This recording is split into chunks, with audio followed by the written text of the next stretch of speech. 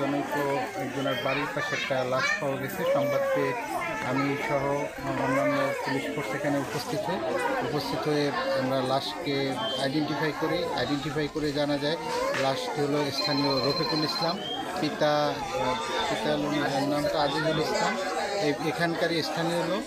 তো আমরা লাশ শনাক্ত করতে পেরেছি। পরবর্তী লাশ পোস্টমর্টেম সহ পরবর্তী আইনানুগ ব্যবস্থা প্রক্রিয়াধীন আছে।